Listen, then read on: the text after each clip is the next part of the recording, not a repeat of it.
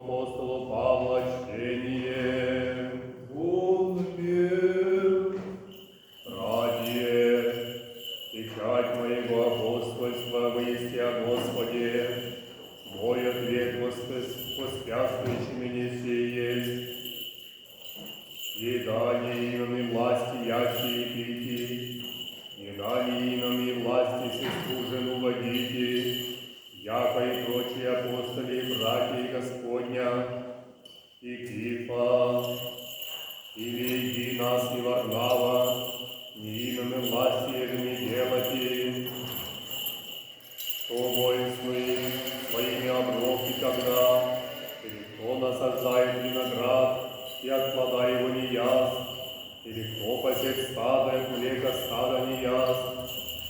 Еда по человеку сия глаголю, не из закон ли сия глаголит, Моисей же во законе пишет, да не заградишь усту вола молотяща, еда волове прадед Бог, или нас ради всяко глаголит, нас бо ради писася, яко о надежде должен есть аля раки, и молодясь надеждою своего упования, причащайтеся, аще мы духовные сеем вам, велико аще ли мы телесные пожнем, аще и власти ваши причащаются, не паче ли мы, нет, но не сотворим по области сей, но вся терпим, на непрекращение кое дамы, благовествованию Христову.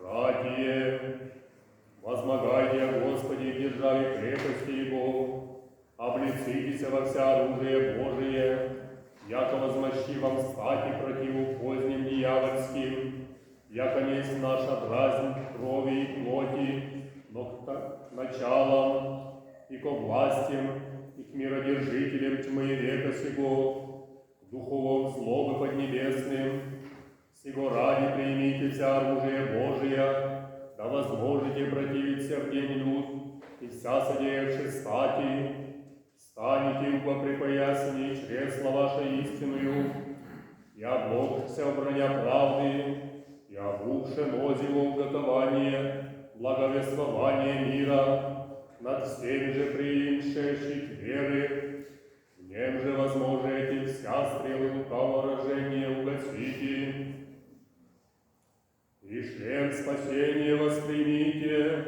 и веч духовный, и же есть глагол Божий.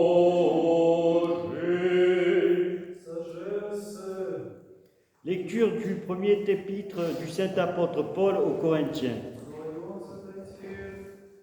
Frères, c'est vous qui dans le Seigneur êtes le sceau de mon apostolat. Et ma défense contre ceux qui m'accusent, la voici. N'avons-nous pas tous le droit de manger, de boire? N'avons-nous pas le droit d'amener avec nous une femme chrétienne, une sœur dans la foi, comme les apôtres, comme Pierre et les frères du Seigneur? Ou bien serais-je, avec Barnabé, à n'avoir pas le droit de ne pas travailler? Quel soldat fait la guerre à ses propres frais? Quel vigneron plante une vigne pour ne pas en manger le fruit? Quel berger garde un troupeau pour ne pas se nourrir de son lait?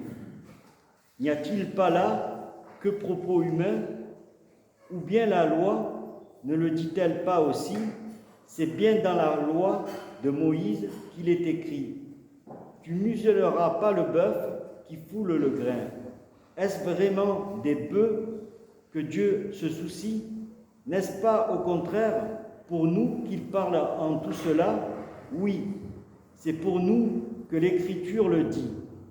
Car le laboureur doit être mu par l'espérance de son travail, et celui qui foule par l'espérance de sa part.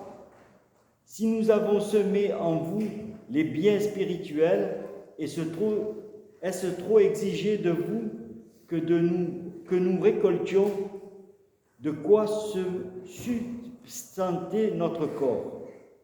Si d'autres ont ce droit sur vous, nous ne l'avons pas moins. Et pourtant, nous n'avons pas usé de ce droit, acceptant de tout supporter, pour ne pas créer l'obstacle à l'évangile du Christ.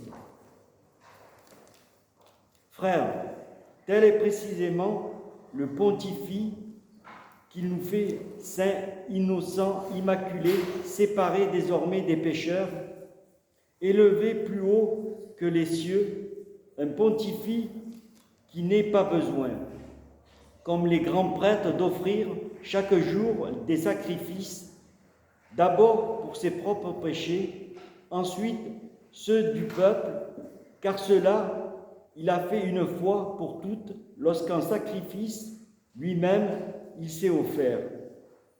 La loi de Moïse établit comme grands prêtres des hommes sujets à la faiblesse, mais le serment de Dieu, prononcé par la loi, établit comme grand prêtre le Fils, parvenu pour l'éternité à la perfection. De ce qu'il vient d'être dit, le point capital est celui que nous avons pontifié de telle nature qu'il est assis à la droite du trône de la majesté divine.